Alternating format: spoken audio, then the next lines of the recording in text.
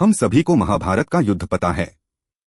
इस युद्ध में बड़े बड़े महारथी सम्मिलित हुए थे और उनके पास एक से बढ़कर एक अस्त्र शस्त्र थे।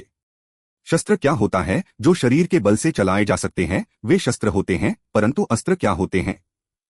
जिन शस्त्रों को चलाने के लिए शरीर का बल नहीं तो मंत्रों की शक्ति आवश्यक होती है, वे अस्त्र होते हैं। महाभारत के युद्ध में अनेक अस्त्रों का उपयोग किया गया था, जिसका परिणाम अत्यंत भयंकर होता था। धनुर्धारी अर्जुन के पास ऐसा ही एक अस्त्र था, जिसका नाम पाशुपत अस्त्र था। यह अस्त्र अर्जुन ने भगवान शिवजी से प्राप्त किया था। आज हम यही कहानी सुनेंगे कि अर्जुन को इस अस्त्र की प्राप्ति कैसे हुई। पांडव और कौरवों में द्यूत खेला गया था, जिसमें पांडव अपना सब कुछ हार गए थे, जिस कारण उन्हें 12 वर्ष का वनवास और 1 वर्ष के अज्ञातवास के लिए जाना पड़ा।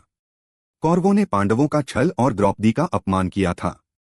अपना राज्य वापस पाने के लिए द्रौपदी धर्मराज युधिष्ठिर को कौरवों से युद्ध करने के लिए कहती।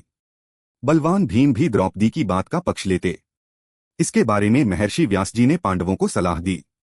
व्यास जी ने पांडवों से कहा, भविष्य में यदि युद्ध हुआ तो उसके लिए आपको अभी से शक्ति बढ़ानी आवश्यक है। महर्षि व्यास जी के मार्गदर्शन के अनुसार अर्जुन शस्त्र और अस्त्र प्राप्त करने के लिए निकले। इंद्रदेव को तप से प्रसन्न करने के लिए अर्जुन हिमालय के इंद्रकील पर्वत पर गए। वहां पर उन्होंने अपना तप आरंभ किया। इंद्रदेव ने अर्जुन की परीक्षा लेनी चाहिए। उन्होंने अर्जुन के पास अप्सराओं को भेजा, परंतु अर्जुन की तपस्या भंग नहीं हुई।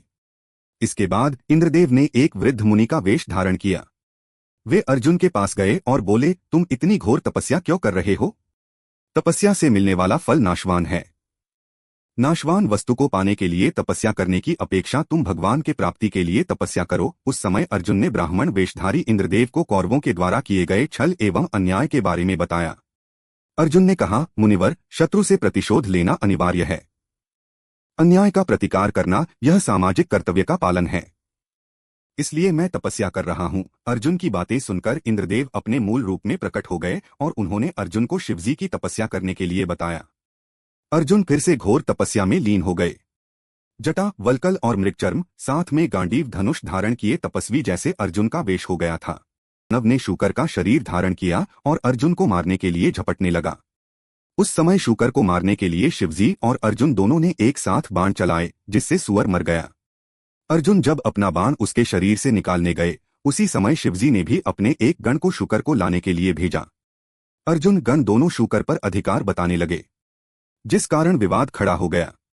अंत में अर्जुन और शिवजी के बीच युद्ध आरंभ हो गया। अर्जुन गणों की सेना के ऊपर बाणों की वर्षा करने लगे, परंतु शिवजी के साथ हुए युद्ध में परास्त हो गए। अर्जुन ने सेनापति का रूप धारण किए शिवजी को समर्पण किया। उस समय शिवजी अर्जुन पर प्रसन्न होकर मूल रूप में प्रकट हुए और अर्जुन को वर मांगने के लिए कहा। तब अर्जुन ने उनसे पाशुपत अस्त्र की इच्छा प्रकट की। उस समय भगवान शिवजी ने अर्जुन को पाशुपत अस्त्र प्रदान किया और उसका प्रशिक्षण भी दिया। पाशुपत अस्त्र अत्यंत विध्वंसक होता है। यह अस्त्र केवल भगवान शिवजी, मां काली और आदिशक्ति के पास ही है।